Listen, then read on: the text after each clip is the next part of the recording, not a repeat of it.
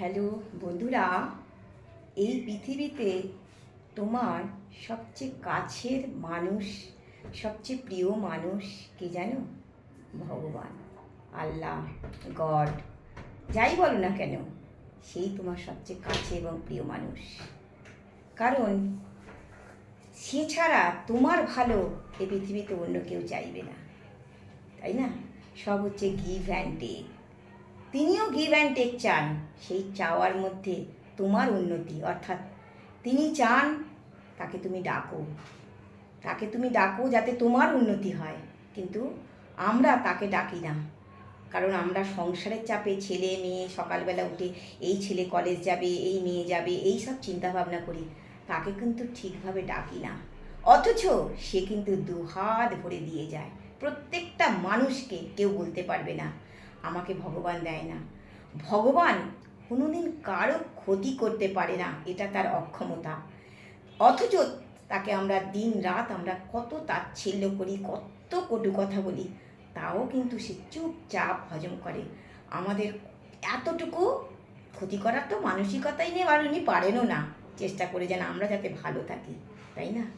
দেখো, কোনো পুজোর সময় ঠাকুরের পুজো দেব, বাজারে যখন যাই, যদি 350-400 টাকা আপেলের কিলো হয়, আর একদিকে ধরো 250 টাকার আপেলের কিলো হয়, আমরা কিন্তু কিছু মানুষ, সব মানুষের কথা আমরা বলছি না, কিছু মানুষ না ওই 250 টাকার আপেলের দিকে যাব, একটু কম দামে চালিয়ে দেবো।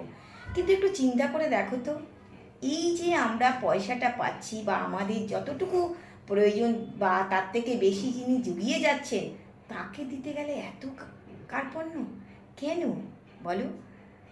তাকে তুমি কি দিতে পারো? তাকে তো তুমি কিছু দিতেও পারবে না। একটা গাছের ফুল, সেটাও তারই সৃষ্টি, তাই তাকে যে তুমি ভালোবেসে যে তুমি দেবে, এই যে মানসিকতা, ওটাই উনি চান যে আমার জন্য কতটা সে ভাবে, আমাকে তার দেওয়ার মতন কি মানসিকতা আছে, এটাই তার তিনি চান। তিনি আর কিচ্ছু চান না। তাই এই পৃথিবীতে সবচেয়ে প্রিয়জন হচ্ছে তোমার ঈশ্বর, ভগবান, গড, আল্লাহ। এছাড়া তোমার কেউ নেই। তুমি গভীরভাবে একটা চিন্তা করে দেখবে, সব স্বার্থের দুনিয়া, একমাত্র নিঃস্বার্থে তিনি আমাকে ভালোবেসে যাচ্ছেন এবং তিনি যাবেনও।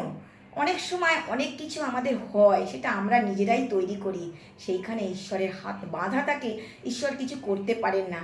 যদি তোমরা বামাখ্যাপা সিরিয়ালটা দেখে থাকো বা দেখে নিও, যখন সাধক বামাখ্যাপার 6টা চক্র যখন দেহ থেকে চলে যাচ্ছেন, তখন মা বলছেন, বামা তুই কি ভুল করলি, বামা তুই কি ভুল করলি, কিন্তু তিনি কিছু করতে পারছেন না, কারণ সেখানে তার হাত পা বাঁধা। তাই কোনো কোনো ক্ষেত্রে ভগবানের হাত পা বাঁধা থাকে, কিন্তু তিনি হচ্ছেন একমাত্র তোমার প্রিয়জন। ঠিক আছে, আসি।